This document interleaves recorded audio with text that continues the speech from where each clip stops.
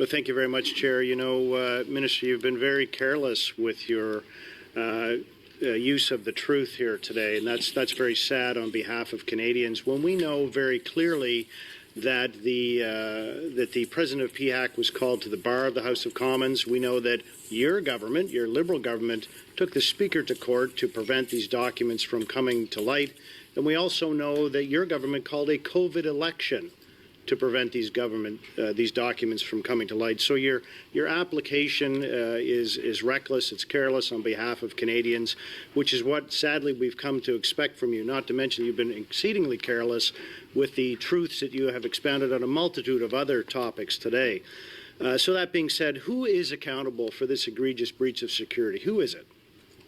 Well, in the first order, I will completely reject and disagree with what you said at the beginning. The dispute that occurred within the House of Commons was that the government at the day, which was our government, said that that this matter could be, all the documents could be seen at NSICOP. And the position of Parliament was they wanted to table drop national security documents. So we can't let that happen.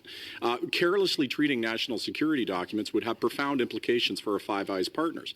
Now, we de-escalated that, as you will recall, by me suggesting that we have an ad hoc process with a group of panels and arbiters that could independently review those documents and make them available. Everything that I said to the letter is true. You saying something isn't true, well, an interesting, rhetorical device doesn't make it true. Well, thank you very much, Minister, and obviously the same is true for you. The facts speak for themselves, considering the fact that you don't even know what's in the documents. So who is accountable? Who is it for this mess? Who's accountable? I am accountable. You are. Excellent. Who will you hold to account at PHAC? I believe PHAC acted in a way always in the highest order. Who will you hold to account? I have looked at the situation, and I believe PHAC handled the situation. Who is it? Me. Who at PHAC? Who's going to lose their job over this? Nobody. Nobody. So there is an act of treason, and of course treason is defined in the Criminal Code of Canada as the sharing of military or scientific information with an agent of a foreign state. Who are you accusing of treason? Listen, I'm not here for you to ask If you're going to questions. accuse somebody of treason, you're absolutely going to answer for it. Who are you accusing of treason, sir? Who are you accusing of treason? Minister, you can't accuse somebody of treason and not name them. That's totally irresponsible. I'm here to ask the questions, and you're here to answer them, which you continue to refuse to do. So this is actually a point of privilege if you don't want to answer the questions. Is that how you want to do this? What I want to be able to do is understand who you just accused of treason, sir. That's an incredibly awful accusation. Do you know what the definition of treason is? Who are you accusing of treason? No, I'm asking questions. Do you know what the definition of treason is? I get to ask questions. You don't get to dictate that. Who are you accusing of treason, sir? Who are you accusing of treason? Oh, you really have no idea. Who are you accusing of treason? That's exactly what Canadians want to hear. Who are you accusing of treason? What's the definition of treason, Minister? If you are going to accuse somebody of treason in this country, that is a reprehensible thing to do, and I would ask that you name who you are accusing of treason. Your questions, but you need to answer mine. What is the definition of treason? Do you have any idea? Well, I'd be curious. You name somebody as being treasonous, so who are they, and what's your definition? I asked you what the definition of treason is. Do you know what it is? Betraying your country. No, that's not it. It is actually, very simply, knowingly communicating military or scientific information or documents to an agent of a state other than Canada with the intention of jeopardizing the safety or defense of Canada. So did that happen at this lab? In neither you nor I are a lawyer, but you and I would both know that calling somebody something like a... You know what, Minister? You're not a doctor, but you made a whole bunch of claims today that are non-scientific. But naming somebody, saying that somebody is a traitor, okay, is a very serious accusation, and I would say that it's normally a matter that would be determined by courts. Yeah. And so I'm asking, I had asked you who you would... What the definition is, Minister. You have no idea. You're clueless. Well, that's your characterization, and I don't know that. I think you felt that. But sir, you felt that way before you met me. You're so blinded by your partisanship, you would have thought that about me before you even spoke to me. No, you've actually proven it today that you don't know the facts of your file. That's the worst part. I don't know what the purpose is. Excuse me. Retreat to your corners for a second. Go ahead, Mr. Nackby. I just really fail to see the line of questioning from the member opposite. What I find it even more disappointing is the constant name calling that he has taken, and I've let it go for a few times, but that does not advance a thoughtful, rational questioning. He's got legitimate questions that he wants to ask, but he can ask them in a manner that are to the point and factual beside calling names. Yeah. Thank you. Thank you. Thank you, Mr. Nakvi. I'm inclined to agree, Dr. Ellis. You're absolutely entitled to ask aggressive questions, but there's no place for insults. Please go ahead. Thank you, Chair. I would say I have about 30 seconds left. I think pointing out to Canadians that this minister doesn't know his file, that he's reckless and permissive and lax with security, I think that that's absolutely accurate and adequate. Absolutely. So the question here is then, what you're telling Canadians is that no one would be held accountable for an egregious breach of security, sending talent and information and abilities to a foreign hostile power. Is that true, sir? Canadian citizens in question were fired. The Canadian citizens in question are under investigation, as is appropriate. They are eminent scientists who lied to PHAC and misrepresented their actions. These are eminent scientists. And there were consequences. These individuals were fired and under investigation. The fact that you are not achieving your partisan ends is not my concern. As well, Chair. Thank you, Minister.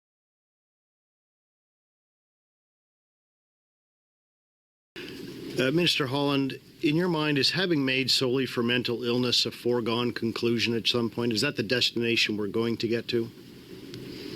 It's my belief for folks who have an irreversible, irremediable mental illness from which they've sought all treatment and have been able to get no relief in many cases for decades, that eventually, when the system is ready, that people in that irremediable circumstance should have access to MAID. Thank you for that. How do you propose to get systems ready with the two outstanding issues of suicidality and irremediability? Well, so suicidality is an issue that's completely separate and apart. If somebody who has having suicidal thoughts goes in and sees a clinical professional and seeks assistance, that's somebody who is able to be helped.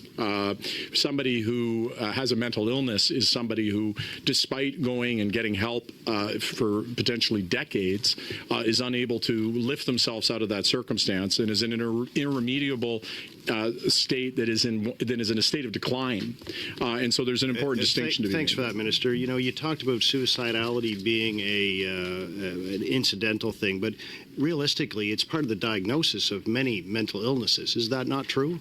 Well, I don't, as somebody who suffered greatly and spoken publicly about my own mental health challenges, I do not believe that suicidality is at all incidental.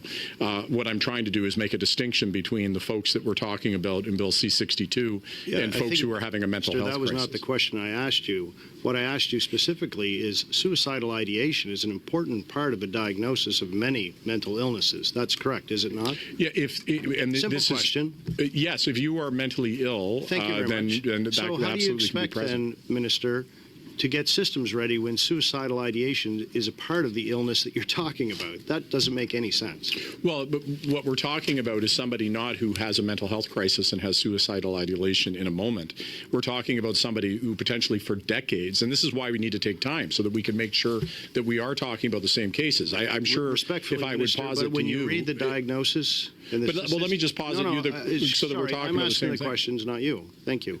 Go ahead, Dr. When you Ellis. look at the Diagnostic and Statistical Manuals, 5th edition, which talks about mental illness, suicidal ideation is an essential part of the diagnosis of, for instance, depression. Well, so what I would say is, you being somebody who with a history within the medical profession, if you have somebody who has tried absolutely everything and has been suffering a mental illness for decades, at what point, at 1 decade, 2 decades, 3 decades, how long before that person has autonomy over their own decision? And would you not recognize the difference of somebody who's suffering for many decades Minister, and trying to get service versus somebody who's in a mental health crisis? I'm talking about suicidality, which you said was something that came on suddenly, or I forget what your exact words were, but clearly that's not the case. The second part of it is irremediability. And what we know clearly with irremediability with respect to mental illness is that it's impossible to prove. There's many cases, you perhaps being one of them, who have gotten better from mental illness. And here we are today talking about irremediability, And we know that those two things, suicidality and irremediability, in no way are related to systems. Well, irremediable means that you aren't able to remedy it. So it means that it doesn't get better. You don't get out of it. It means that somebody is trapped in an illness that doesn't allow them. And I think it frankly gets back to the point where physical suffering and mental suffering, and when there's an illness, which is a very different thing than having a mental health crisis. A mental health crisis is something you can get out of. Mental illness, Minister, whereas those are your irremediable words. means it can't be Minister, they're remediated. not mine. Is diabetes irremediable? Well, I mean, Simple question. Is diabetes? No.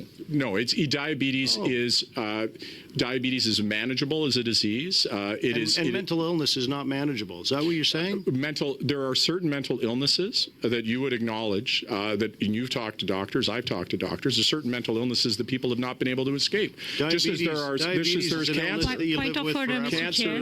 Mr. Chair, point of order. Point of order from Ms. Sidhu. Mr. Chair, I just want to say the last panel, we said rules should be followed and without interruption, please. Look, it's fine, Mr. Chair. I would say that, can I just make this point very briefly? Cancer is irremediable. I'm the one it asking ends the in questions, death, not and you. it is irremediable. I mean, Holland, please. trying to make an equivalency between multiple different illnesses is I don't understand the point. Last time, Sean. Okay, Mr. Holland, you have, go ahead, Dr. Ellis. You've got another minute and 20 seconds. Thank you, Chair. If I might remind you, Minister, I'm the one asking the questions, and if I have a question for you, as per the part of this committee, you need to answer it. The second part that we need to get to clearly is that this particular program that you have has a lack of safeguards. Substance use disorders and mental illness, post-traumatic stress disorder, which your government has offered to veterans, is a mental illness, as is autism. How are you going to square your circle with respect to irremediability with those illnesses?